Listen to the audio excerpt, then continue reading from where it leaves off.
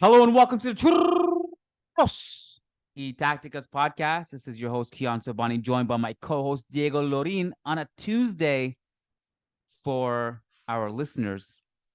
And I just look not to get ahead of myself at all. That's why I didn't roll the R's. I could have rolled the R's farther because Barcelona lost to Almeria, but it would be a wasted breath in a league that's already lost. So I'm not going to get my hopes up there at all. We got a lot of time for one of us to roll the R's because we got 3 Clásicos coming up. We got our first of the 3 on Thursday. And I'd like to welcome Diego to the show. And I want to ask him, Diego, what's the mood like? How are you guys feeling about this one on Thursday? You guys feeling confident? It's a good question. How would I describe the mood?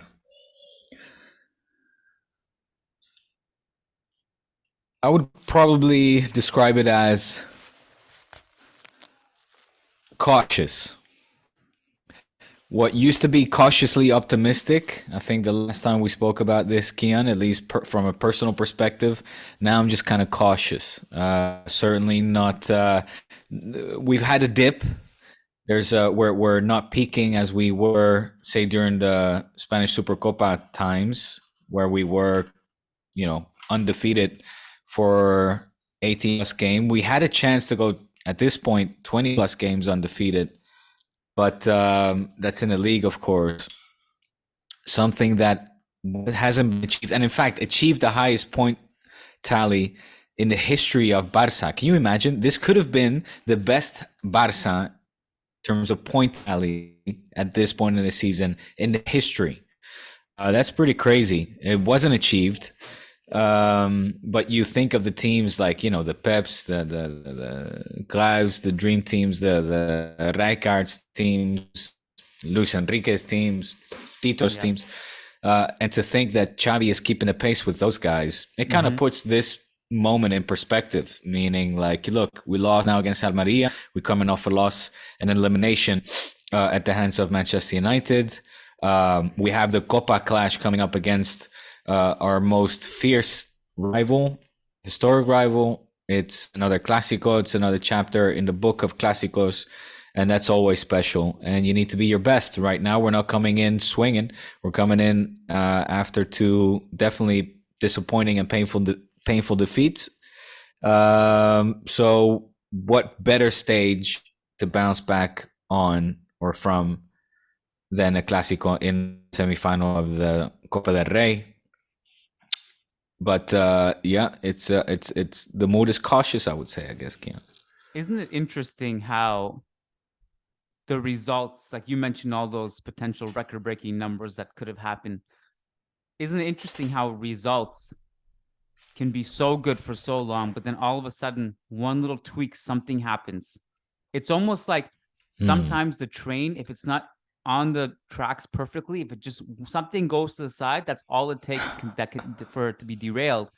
I'm not saying the season is derailed. I still think you guys will win La Liga, but I'm saying it's interesting that okay, you have a loss against Manchester United, elimination, then you lose against Almeria, then you have injuries, and it's just sometimes it's just bang, bang, bang. I mean, this is in some way reminds me of Real Madrid 2015, where we had a record-breaking run under Ancelotti, and then we just had injuries, and then everything fell apart at the end.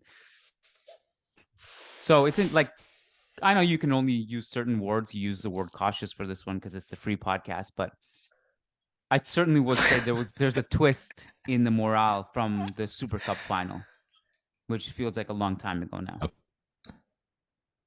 I think I mentioned that, right? It's definitely like we were peaking then, and we're dumping at the moment. We're experiencing a crash in form. From jerking to dumping. From jerking to a different jerking, yeah. Well, still jerking, but jerking for different reasons. The people who did not listen to that podcast that we're referencing right now, I have no idea what's going on. Why are we should explain? It's an inside joke. We don't know. We're not going to explain it. It's just an inside joke that you should have been listening to all the podcasts. It's an inside joke. It's nothing dirty though, so that needs to be emphasized. But listen, isn't it funny though that with these results, or I suppose it's correlated and one affects the other. You mentioned or we discussed rather Levy's form of late, and that since the World Cup, we've had a before and after. At the moment, definitely Robert Lewandowski's lack of goal scoring ability or luck in front of goal is affecting a team that is having massive absences. 3 of their 4 best players are injured in Dembele, Pedri, obviously Gavi being back. But the team is experiencing, bang ups from Araujo to Busquets, who's now recently been back as well. So all that put together, obviously Ansu now out as well. It puts a lot of emphasis on the players that are fit. Xavi's having to resort to players from the under-19s team to obviously put in performances as well. In the case of Angel Alarcón, I don't know if you noticed it, Kiyan, but he's one of those players that is definitely an up-and-coming player, and one that you'll be, you'll learn his name, because I have no doubt that his future is bright with the Barca first team. And we saw some bright minutes from him. But, I guess right now the discussion or the question is, and I would like to have your opinion on that, is, are Barca experiencing this batch because of reasons I just mentioned, the injuries? Or is this a football problem? Is this, in other words, more on Xavi than on the players? Where would you place the majority of this batch that Barca is going through? Where would you put the majority of the blame? Okay, so I don't think you blame one single place here. I think there's distribution that can go around. And again, blame in a lot of people interpret the word blame as harsh because you're still leading the league. And in my opinion, quite comfortably. Like, yeah, sure, maybe like the morale in the last few games is not what it was in December or even January, but every single team, generally speaking, goes through a rough patch in the season. And so this might be yours before you just eventually win the La Liga anyway, and may still win Copa del Rey. So to talk about blame when Xavi has an amazing record in terms of results and all this stuff this could be just a very temporary conversation we're having. But if we're talking about some of the larger issues that are, like, this also falls in a period of the season behind losing to Manchester United, where the Manchester United 2 legs were problems that you guys have had against Bayern, Inter, and Real Madrid in the past 12 months or so, and even under Xavi. And I think those problems are not new, and they're not going to go away. And I actually rewatched the Manchester United game yesterday, something I was doing while I was flying, because I was writing about it, and I actually wrote about it today. It's on Managing Madrid, and I was just kind of looking at how Manchester United exploited some of your defense and noted how you guys have such an impact. Everyone's talking about your great defense, rightfully so, but the reality is that it's totally different. Like, the defense almost gets erased against these big teams, and we have to address that, and how Real Madrid can, I think, should make Barcelona feel much more uncomfortable this time, because one of the biggest mistakes in the Super Cup final was that Real Madrid just sat back and let you guys basically ole your way up the pitch. And I think that was a huge mistake. You have to make this Barca team much more uncomfortable on the ball. You have to press them. Then there's the issue of, you have to compete for possession, basically. I think so. Yeah. Sorry. So is that what you're expecting from Ancelotti? I mean, that if you're not seeing that, you'll be disappointed with Carlos' game plan and his approach. For sure, I would be. Now, I think what do I expect? I don't know necessarily what I'd expect. I'm actually pretty optimistic going into this Clasico, but I do think, based on what we've seen in the past month from Real Madrid, based on the way they took the game to opponents like Liverpool, and just the way that they've kind of been bringing the line higher, they've been more so in the past few games, benching one of Modric and Cruz and going with younger lineups that can press and have higher energy, I would expect Real Madrid to make Barca a little bit more uncomfortable than they did in the Super Cup final. And then it is a bit of a wounded animal, despite being first in the league, just in the sense they have the Manchester United and the Almeria loss. And there's no denying that. I came across this stat today. Barca's record with Pedri in the lineup is nearly flawless. And without Pedri in the lineup, it drops to like a 57% win rate or something like that. So Pedri is so important. We have to address the fact that without Pedri, the midfield is different, right? So that's another aspect of it. It's more vulnerable. It's a different midfield. It's a midfield not as good as a midfield. I mean, a midfield with or without Pedri at this point in time is just it's not of the same caliber, not the same quality. And you can argue, say, well, Gavi, Busquets, and Frenkie, or that's despite the fact, as I mentioned, Busquets just coming back from his injury spell, but Pedri is a quality, just so important right now. Quality football player that, again, I'll repeat it. Top 10 football player, hands down, right now. He will be absent, as will Ousmane Dembele, and as will Robert Lewandowski. You're talking about a wounded animal. I would say that's an understatement. There's a line approaching where 3 of his 4 legs are basically not there. We're stumbling into the Bernabeu for the first leg in the Copa del Rey semi-final with a severely weakened team.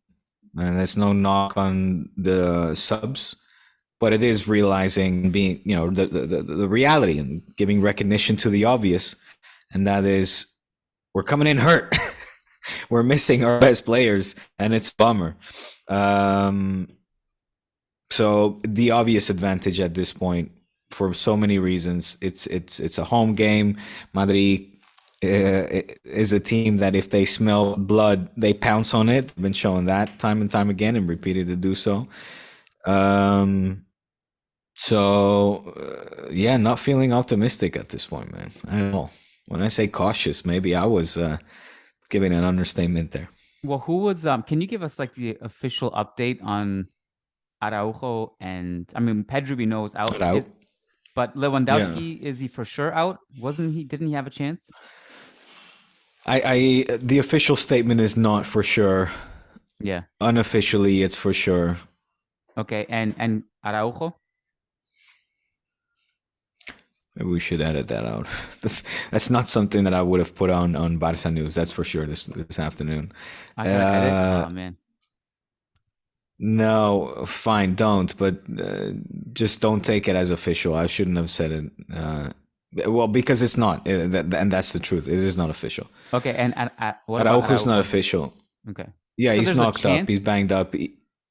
He's banged up. Like I don't think he was at practice this morning. Hold on, I need to confirm that. Okay. Yeah, I mean, and this is kind of maybe it gets a little bit dangerous because I actually don't love it when Real Madrid are a little bit of a favorite heading into a game like this. I don't like that for us. I like us to be the chippy underdog. But Rodrygo is also back in training. That's a huge boost for us just to give him those important minutes in a game like this instead of someone like Asensio. So that's huge for us as well. Yeah, I get it's just kind of different energies than it was a couple months ago, which is good. I mean, you guys are the scale is tipping in your favor heavily. Obviously, there's no denying. There's no doubt about that. Yeah, don't love it. If Carlo Ancelotti listens to this podcast, which we know he does, and that is official. For sure he does. He would do good to listen to you and take an approach where he's like, look, I need to play these guys de tu a tu, as they say here, from you and you. In other words, play them play their same game. Don't back down. Don't take a shy approach. Instead, be in their faces and try to compete for possession and hurt them, because this eliminatoria, right, this knockout round could be taken care of, or at least have a massive advantage already, since it's over 2 legs at home in Madrid, right? You walk into the Camp Nou with a 2, and when I say pounds, I mean like a 3-goal cushion. It's a very big, hill to climb, mountain to climb for Barca to come back from something like that. So this is a big one. This is a big chance to, basically put one foot in the final. Yeah, we'll see. You guys got the second leg at the Camp Nou, and that's an advantage, and things can change until then. And like I said, it's very possible all three of these Clásicos could be widely different. And I do wonder, when the league Clásico rolls around, that's in April, right? The league one? Is in April, yes. No. It's in March. It's an end of March, at the end of March. Yeah, you're right. March 19th. And then the second leg is in April of the Copa. I do wonder what the league table looks like by March 19th. There's actually, you know what? I think I was going in my mind, for some reason, I thought, maybe that's so far down the road that Real Madrid, the league will be so over at that point, but it's a weird place that there's only 2 league games from now until then, because we got Copa, and then there's 2 league games, and then Champions League, and then Barca. So what will change by then? If Real Madrid win that Clásico at the Camp Nou, they might feel decent about their chances of somehow coming back and clawing their way into the race if they can cut it to 4.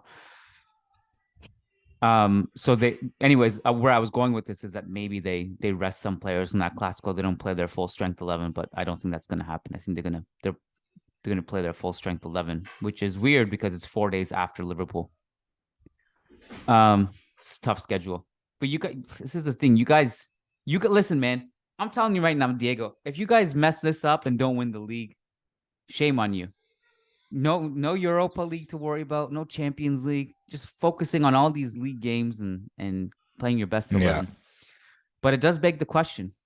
Let's see how much you guys miss your best players. Because remember we said, after Pedri and Gavi missed the Manchester United game, and also Pedri missed most of the first leg too, there was a lot of excuses like, oh, we didn't have our players and stuff. Well, what are you going to do? You guys have all this depth. You guys have been singing the praises of the Koundé signing and the Christensen signing to make up for the Araujo's absence. Eric Garcia was this guy who was supposed to help. Well, they've been phenomenal. Well, Eric Garcia needs to step up. Koundé needs to be better too, in my opinion. Koundé's had a lot of Koundé's been solid, man. Yeah, but he makes a lot of mistakes. Yeah, he makes a lot of mistakes. Like what? What's a mistake? What does that mean? Well, look at the Manchester United game, the one that I had to rewatch on the plane yesterday. It was a lot of Koundé brain farts. Okay, well, let me, instead of bringing up examples, I'll just say, just keep your eyes peeled on Thursday. If something happens back there, I think it's Koundé's going to have to raise his hand and apologize. Book it. You heard it here first. If something happens on Thursday, it's Koundé's fault. All right. Well, it seems that this podcast for so far has been good for one thing, making me more depressed and lifting your spirits. Look at you talking all this shit now. Jesus Christ. I didn't watch the Almeria game. I chose to just hang out in Madrid instead. Did I make the right decision? Yeah, it wasn't a great game. What went wrong? Can I hear it from you?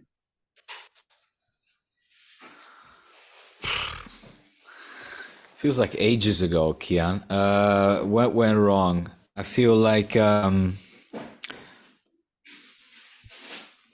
almost feel bad saying this. Well, I mean, I do feel bad saying this, but it reminded me at some point a little bit like we were reverting back to the oh God, fine, I'll just say it, the Koeman strategy of kind of just launching crosses at some point. And once you start seeing that a little bit too much, that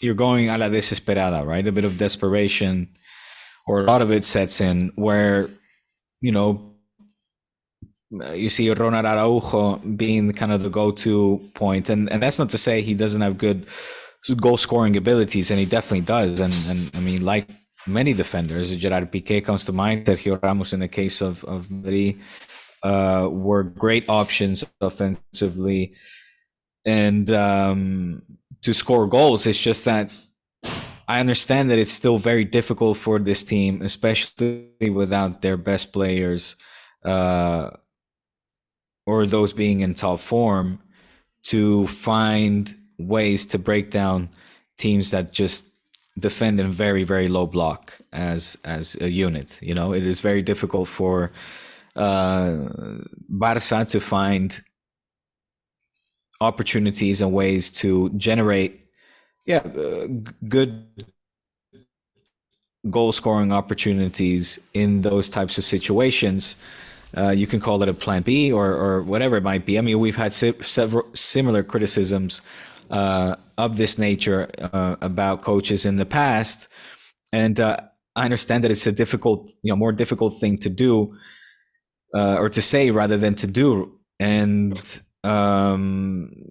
that makes it just an unattractive game of football at some point when then the crosses start being launched, and you get you're trying to get a goal just for the sake of drawing a match and scraping a point away because you found yourself down 1-0, and now you're playing against 11 shirts in a box, in an 18-yard box, that are very disciplined in their defense. Just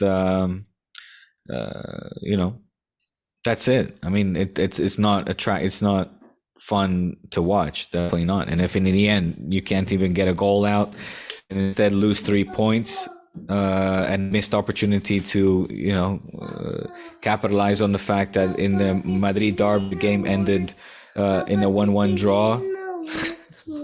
What's it, Gilson? Joya has entered the chat. The TV's not working?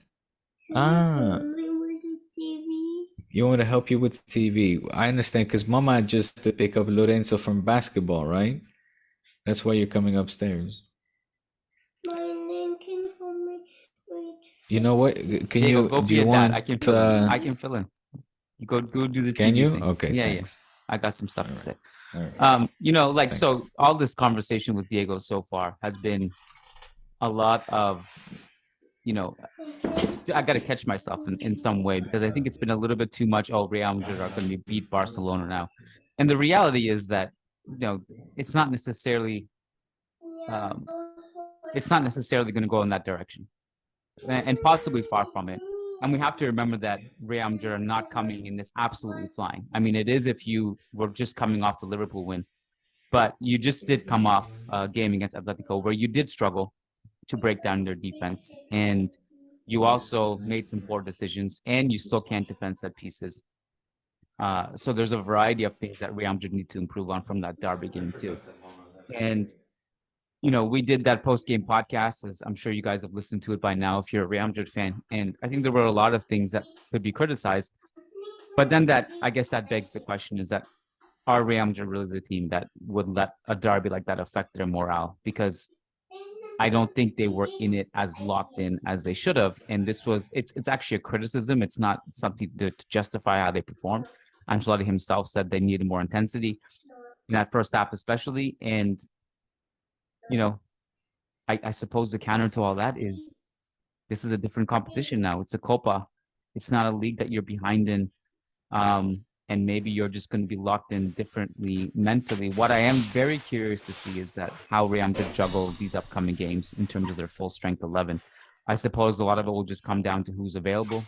Alaba's still not back. Ferland Mendy's not back. So some of that kind of chooses itself. But the midfield is all available. Who will start in midfield, that will dictate how Real Madrid play as well. Diego's back. Diego, I was just mentioning that basically too much of the podcast has been about how Barca are not good and Real Madrid are good. And we have to remember the fact that Real Madrid are coming off a derby performance that wasn't great. So it's not that they're completely flying right now either. And we have, I just want to catch myself from going too overboard with this narrative. But it's a derby. You can, they can play out like that. If anything, it was good to get a point out of it, and getting a point out of a Madrid derby against, the third best team in the Spanish league is nothing, is no shame. With all respects to Real Sociedad, etc., I should have said maybe third biggest team, but you know what I mean? Yeah. Well, I mean, the thing is, all derbies are like this, and that was my. Yeah, that's something that I mentioned in the post-game podcast of that game, is that every single derby at the Bernabeu is a boring 1-1 that Real Madrid don't really play well in it. Atletico defends well. And again, it's not an excuse. I'm not justifying. It's just maybe I'm just desensitized to how those derbies at the Bernabeu go. But like a lot of people said, oh, if we had known that Barcelona were going to lose to Almeria, we would have played harder. I don't think that's true. Because I swear every time we know that Barca drop points, we somehow drop points too anyway. So it's possible it could have been worse than 1-1 for us had we known that Barca slipped. Maybe it's actually to our advantage. But is this what happened this weekend? Because again, I don't think any Real Madrid fan, after dropping 2 points against Atleti, expected to actually gain ground on Barca with that result after this weekend. I don't think anyone expected that. Does it enter your mind at all that there's a chance, or is it over? Still, a chance that we can let the league slip away? Yeah. Yeah. Well, I never, despite the odds, I never felt like the league was won. My state, my animo, my mood was cautiously optimistic. The fact that it has never been done in history doesn't mean it can't happen. So, hope for the best, fear for the worst. It's not over till the fat lady sings. That's the truth. And or in Madrid's case, it's not over until Madrid score. Just keep on putting that extra time. Pack it up. No, I'm joking. But what I wanted to kind of switch the conversation towards, another thing that I've been over the course of the day been wondering, what would Kiyan have to say about this? Mm-hmm. Seeing as we've been very vocal in obviously condemning the racist abuse that has been thrown Vinny's way. This morning, it was Alaba that was on the receiving end of classic social media fucking bullshittery. I don't even know how to classify it. Disgusting behavior and insults, racist insults being thrown his way, but by Madridistas. At some point, the hashtag Alaba out was trending. What the fuck's going on? It was so the guy had to come out and actually give it his explanation. Sorry, for those that don't know, to put context to this. This was because it had come to light that Alaba and the Austrian team, I've gathered, voted for Messi winning the FIFA The Best award. And Madridismo shat their pants, lost their shit, and felt that it was right to start insulting the man for his choice and racially abusing him as well, a lot. Diego, what can I say? I don't know what to say other than it's just a shameful part of society that sorry, Kiyan. Obviously, you condemn racism. My question wasn't so. I should framed it better. The racism aside, what did you make of his choice? Do you find? Were you one of those Madridistas that was outraged with his choice of Messi over Benzema? Even he put Karim in second. Obviously, the racism. Yes, we it was more to highlight the how crazy Madridismo went, to the extremes that they went to insult this guy for his choice. Well, but my understanding is that this was a collective choice and not his personal choice, right? Well, I mean, I guess he chose as captain of the Austrian team. So it goes under his name, doesn't it? From what I understand, he collectively, everyone says it, and then he collectively basically transmits what the national team feels and respects. Basically, okay, but either way, like, so in my opinion, I don't think Messi deserved to win that. But Okay. You prefer to go downstairs? Sorry. no, it's okay. You want to go downstairs? Oh, no. Okay, fine. Watch out. Did she get her TV to work? The TV downstairs is a mess. It's kind of like my headphones cable now. The cable, yeah, the cable is shitty. It doesn't connect well, and then it glitches, goes on and off. So, like, look, I don't think Messi should have won that award. That's my opinion, but that obviously is irrelevant to how the award is given out and it's voted on, and everyone does their vote, and that's how we won. I do think there's a lot of flaws with this entire award, which is maybe a different conversation altogether. It could take up an entire podcast, but I don't really know that they deserve that kind of conversation.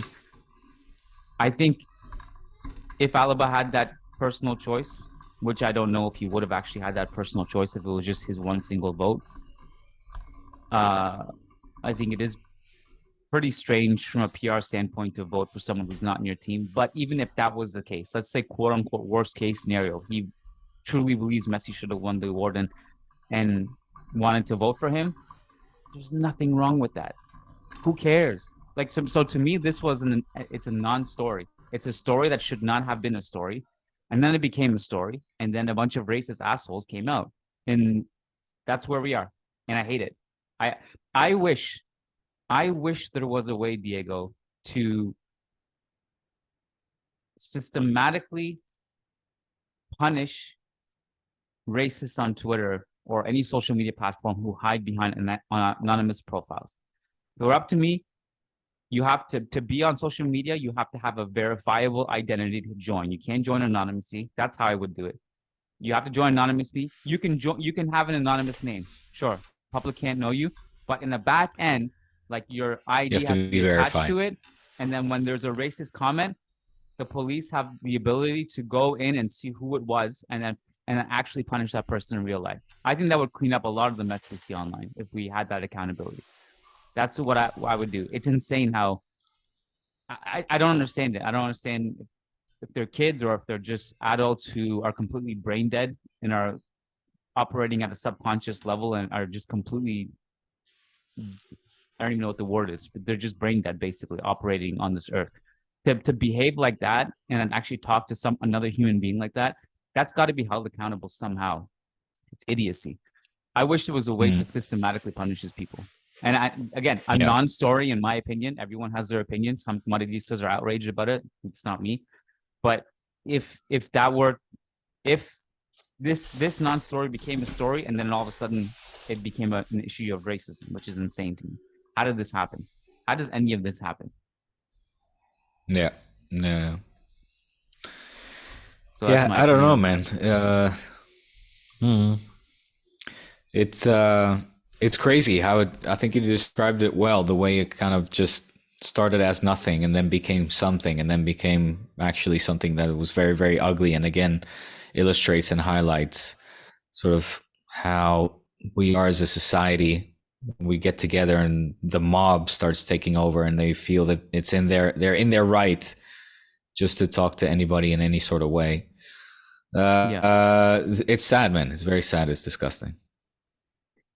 I don't know how to fix these awards necessarily, because the problem. Fix as in the prize always going to the quote unquote deserved winner. Is that what you mean by fixing? Or so let me just list off some of the problems I have. The first thing is that who like, this is the thing that no one will ever agree on. Who should be the authoritative voice to decide who wins? You know what I mean? Should it be journalists? Should it be fans? Should it be coaches? Should it be captains? Because ultimately, everyone will have not everyone, but there will be a pretty biased vote somewhere. Like, so that's like that's one is like how do we decide who is the authoritative voice? Somehow we have to find the most unbiased people possible to come up with an objective choice that looks at a combination of trophies, performance, analytics. That's one thing. Here's another example. Ewan tweeted yesterday that Spain's coach, Luis de la Fuente, voted for Julian Alvarez as the player of the year. Like, what? Like, what are you talking about? Like, how does that even get how does that serious? Vote count? You know what I mean? So there's that's crazy. And then there's the idea of like, I don't really know. Like, if you look at the World 11, which is actually voted differently than the actual player of the year, because, for example, Courtois was in the 11, but then Emiliano Martinez won the goalkeeper of the year, and it's voted differently. When I went and checked to see how it's done, the team of the year is a 3-3-4, which is to me very disrespectful to defenders. It's like we just basically pretend that the defenders don't exist and we disrespect them because we have to shoehorn all the attackers in. I would like it so that it's like, no, like get like a traditional 4-4-2 or a 4-3-3 or whatever. Respect the center backs and the wing backs. The other main problem with this is, and again, I'm not going to, it's just part of the problem, is that how can Vinicius not make the short list of players, but Cristiano Ronaldo does? You know what I mean? Like, there's a lot of issues like that again, but that's an opinion. I believe it's true, but how do we decide who is the guy with the voice of reason? You know what I mean? And I think that's kind of difficult to do. I blabbered here a little bit. I don't know. Do you have any thoughts on this? No, it's just I'm kind of wondering. So what else has to be fixed? As in, and do you feel that Messi was the deserved winner? I'm guessing you don't this year. I don't. I mean, he only had the World Cup. He didn't do anything else, and that's my. So then we're going to talk about like, okay, like how much do you value the World Cup? Obviously, the World Cup should be valued highly, but it just seemed like that was the only thing that was valued because Martinez was not the best goalkeeper in that year. And this and also like it kind of comes down to margins. What happens? Let me give you a scenario. What happens if Kolo Muani scores his breakaway before the penalty shootout in the World Cup? All of a sudden, Messi's not the best player anymore. Mbappe is. Yeah. Oh, that's valid. But look, it comes down to the criteria. They're the same for what we criticize referees on the field, or we've been criticizing these type of award ceremonies for is that criteria changes as you know, as sort of the narrative sees fit. It kind of depends what the narrative that season is. You know, I know there's been a bunch of funny ass tweets going around. Casillas having his say and then getting his ass handed to him with one of the replies that he said there are some things in football that I simply cannot explain. Something along those lines. About the awards? Or that are something. Yeah, he doesn't mention the awards, but it's a clear reference towards the FIFA The Best Awards. And the funny thing about that tweet, and it got the reply, I think, got more retweets and likes than the actual tweet themselves, because this guy pointed out that, so I'm trying to pull it up, so I want to do justice to it. But as my computer usually does, as soon as I ask it to do multiple things, it starts fucking shitting itself and glitching all over the place. I swear to God, Kiyan. Look at this. Hey, this maybe it's just quicker if I do it. I'll just bring up Casillas' Twitter. Okay.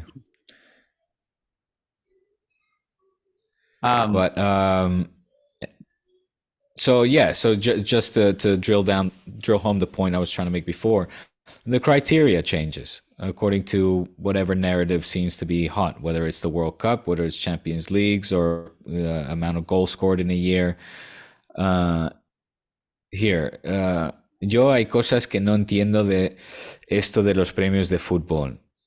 So yeah, he's like, there are some things that I don't understand when it comes to these prizes in football. And then this guy wrote, his name is Advi El Padre de Casillas. I don't know, some guy that calls himself Casillas' dad. I'm sure he changed his name after the tweet because he realized he got a lot of retweets or whatever. Yeah, I guess. Let me see if I can translate this on a go. So he says, in 2011, the year in which Barca swept the league and the Champions League, and Messi scored 59 goals, you voted for Ozil ahead of Leo Messi, and you voted Villaboas ahead of Guardiola. And he says, "Tápate, hijo," like, go and cover yourself up, son. Let's see if your president is going to be right about what he called you in his audio tapes. A puppet. That's I wasn't expecting a reply. I was expecting him to say something about, Messi is the best or something, but that's a great reply. It's a valid point. It's a valid point. But Casillas was a Real Madrid player that year. But wait, why didn't he vote Ronaldo? Was that the year Ronaldo got injured? There was a year where Ronaldo 2011. Injury, I think. I can't remember. Okay.